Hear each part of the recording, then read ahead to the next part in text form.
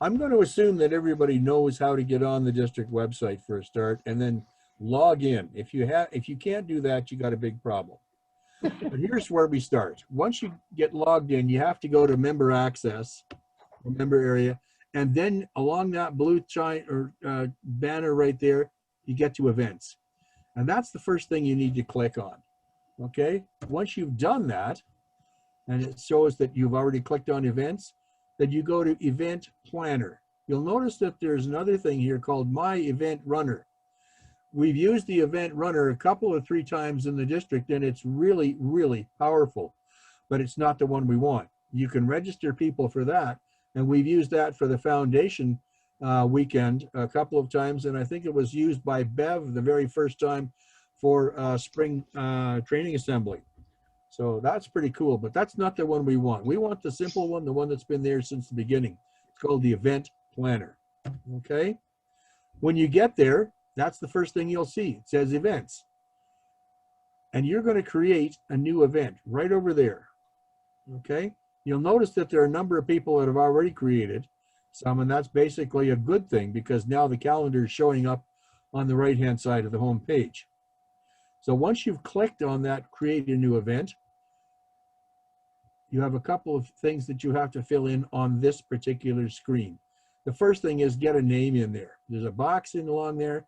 You got to put the name in, and that's what's important. That's what's going to show up first in that little listing panel on the right-hand side. The other thing is when the thing starts and when it ends. It's a date and it's a time, both of those things.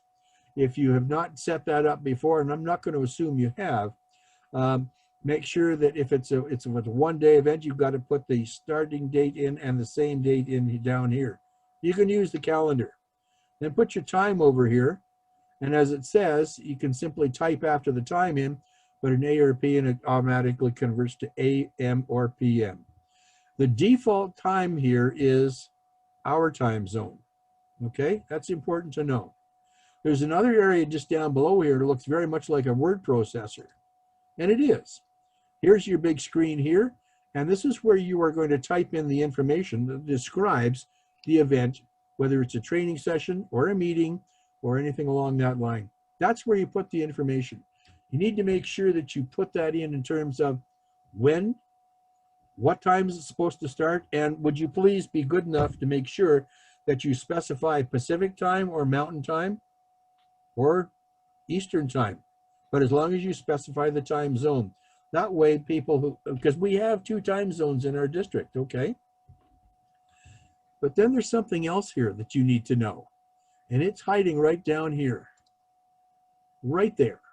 It says, would you like to enable registration? Here's where the fun begins. This is really, really important. You have to click yes. Okay, you've got to put that in there. Now, there's the material down below there. Check to make sure that it's accurate for you because it will default to your information because you've logged in, so the system knows it's you that's running this. Okay, if your email address is wrong, you'll have to go back to your own profile and correct it, and it'll tell what your club is. But this is the beginnings of the really, really important part. We're not going to touch the registration for a few minutes. Further on down here, there's something else that you might as well click into no. We don't need a map because we're not being physically in a certain spot. It's on Zoom. So just move it over and click no for that, okay? And then once you've got all of that, including the stuff that was back here, up in the description area, do this. Save it. Save it. It will save it right then and there. It's important that you also note something else, and I'm going to go back because I didn't stress it. Let's have a look back here. See right here? After the event name, you come down here and it asks for the status. Active or draft. Click draft for a start. It won't show up on the panel until you change that over to active. But what it does do is it at least saves it in the listings so that you can come back if you get interrupted. Okay? And it doesn't lose anything. That way, when you did click that thing called save, all the work that you've done is still there. Okay? Now, when you've saved that, it comes back up to this particular screen. This button here, editing the details, is important. You need to go back and check your spelling. If you're as bad as I am and you can type faster than your fingers know where the keys are, you do come up with a few spelling errors. Sometimes they're a little embarrassing, but nevertheless, make sure that you do edit the details. Edit the details as to what the time is, what the date is, what the purpose of it is, okay, and who is eligible. All you have to do is just click on that little spot right there to see the entire thing. And then we get to the registration. This is the key part right here. Notice that it says this is a members only thing. That's an important one. And it won't change until you change it someplace else in the registration details. Okay? Now, when you click on that edit the registration information, this is what you're going to see. You are going to click yes for opening the registration. It will show already the information that you put in for the start and the stop. No, it won't. Because this is different. This is when the registration opens up. And this is when you are going to close registration. Now, this is the page that I used for the August 11th session on Express Grants. So I was doing this and I wanted it to be able to accept registrations as soon as I posted it in a live format. You'll notice that the times are there, and the 5:30 time, that's an important time because that's not when the session started, that's before. So that means that people who are going to be late will need to contact somebody if they all of a sudden say, oh, I've got time, I can do this. You can go back in there and change that when there are late registrants, but we'll deal with that in a few minutes. So here's the important stuff right in here. When are you going to allow registration to open up? And when will you be closing the registration? You have to close it at some point. Otherwise, it closes when you begin the session. Public registration. Many of the sessions that I'll be dealing with in Foundation, I won't allow public registration. But if you're running a session for anybody in the district, yeah, you can go ahead and click on that.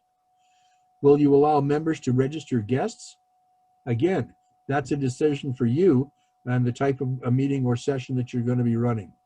That also provides the opportunity for the club secretary to register 4 or 5 or 6 people all at once. Okay? And here's something else that's an important one, because it alerts the organizer to what's going on, whether in fact you have anybody that's signed up for the session. Click on that so that you get an email that says so-and-so has registered for this event. That's an important one. Don't forget it. Whether you want them to make comments on there or not, that's entirely up to you. All right? And then again, save, save, save, save. That's really, really important. Okay? After that, now you're going to look at 2 things. You're going to be setting up an email. You're going to be setting up an email in a draft form that will be going out to the people who have registered. And you say, well, how do I know? In our email system in Clubrunner, you have a whole bunch of these lists called distribution lists right here. This is the one that you are going to pay attention to. Right here it says attendees, because that doesn't show up on the normal email. That only links when you're dealing with events, and that's the critical one. That's absolutely critical. This part over on the right-hand side is very much like the same word processor type of screen that you had when you typed in information for the event, or that when you send an email out from Clubrunner. It's very simple. This is the thing that you have to pay attention to right here when you're going to send stuff out. And this is the key part. This is why we set up the pre-registration.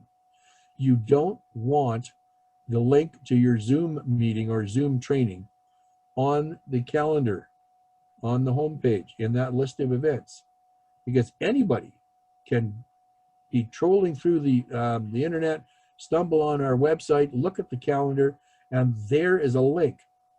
Nothing prevents them from going in. Nothing. So how do the people who want to go to the session get that link? This is how you do it.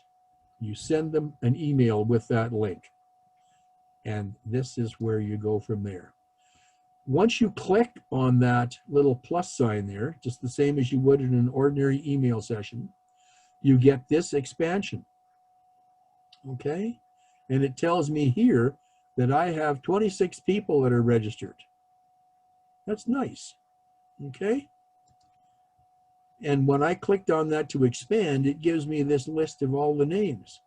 It can, and I'm not showing all of the names, but these are some of the names of the people who were actually there. Okay? You'll notice that Brenda is there twice. So is Sig. Well, it happened that the members from their club registered themselves and then these individuals as well because of a conversation that they had. So you'll have to look for your list to make sure that you don't have duplicates. If you only wanted to send to Thomas and Sid and Andrew, all you would do is click in the boxes beside them, and those are the people that you would send the email to. Once you've identified who you want to be the recipient, you click on the done. It's really simple. So here's a list of emails that I have sent. The very first one, and I didn't show the one that says draft, okay? But I sent out a whole bunch of emails. This first one right here was the one that I promised 2 days before the session. And I sent it out to everyone who was registered for the session at that time. I typed out in the word processor portion the message that I want, and then I copied the Zoom link into that email, and then I sent it. You'll notice that there are some options for that. I can make a copy. I can also look at the stats to see who opened it, who had a problem. Was the email bounced? Did it get it dropped? Or was it sent but not quote unquote opened? Some of the email browsers do not show that as being opened the way it's configured to show on your screen. So it's not 100% accurate, but it gives you a pretty good idea. It certainly says who was sent and who had problems. Now these other emails all down here were all people who registered after the 9th. So what did I do? I clicked on make a copy. And then I went back to this section right up here, registered. I expanded it, and I found the person that was new, and I clicked on it. And that's who got that email. So again, here, this will show all the people who got the email originally. Okay? And then, here's a late registrant. You can see over here the nature of the email that I sent out to everybody. I want you to look at it again because I want you to see that it's exactly the same as the email that the first batch got. I'm going to flick back on screens here. Okay? There's the first 16 people. And there's the email that I had sent out. There's my link right there. That's the only place it can be seen. Anybody who stumbles on our website and then sees the event panel and tries to open up the event doesn't see that. They don't see the email that's been sent out. They don't see who has been signed up. They don't know that. And that's really important. Really important. Now, I want to go back here for just a second because there's a spot that I didn't remember to include. Okay? And there is stuff just down at the bottom of this screen here. Under the registration thing, once you've finished all this setup, then there are places that you can get reports. You can look at who is there, and you can get a printout of who's there by club or just alphabetical listing. It's really as simple as that. And the wonderful thing about it is you get to target the people that are going to be at your session. You keep that link to the session private. And you also have a record of who was there. So set the meeting up, set your times in for when the registration will be open and when it's going to close.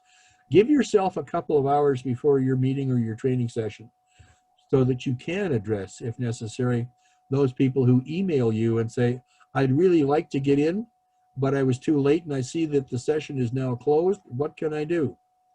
And then you can simply open it up, or you can send them the link by a reply to their email themselves. Either way.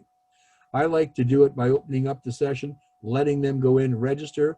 Then I have that on record so that if I want to send something back to them later after the session's done, I can do that. I can send a poll, I can send a questionnaire, I can do all of that. And the beauty of this, it doesn't cost us a cent. I confirmed that with Clubrunner, and as long as we're not charging anything for this, we don't have to pay a fee. It's simply part of the system as it's built. And that is it. So, set your emails up, email the people who were late, and you can do it again by simply making a copy. Okay? Set your email up nicely, look at who's there. If there's somebody on there that shouldn't be there, you could email them and say, I need to take you out of here because you're not eligible to be in this particular session because of the material we're dealing with, and so on and so forth. One of the difficulties for the foundation is that clubs sometimes don't set their executive up properly in listings on Clubrunner in the executive page. And they list the president and the president-elect. Sometimes they don't even list the secretary. And then they list a whole bunch of directors. Well, Clubrunner doesn't know which one of those directors is going to be the one for the foundation. So if they haven't identified it and used one of those as a tick for foundation or for membership or for PI or youth, then they won't get the emails that each one of the club chairs, or the committee chairs is sending out because Clubrunner can't find them. This is a really cool system. I think it's something that we could use and take advantage of in ways that we had never thought we needed to before. Now it's going to serve our purposes really, really well. So that's it in a nutshell.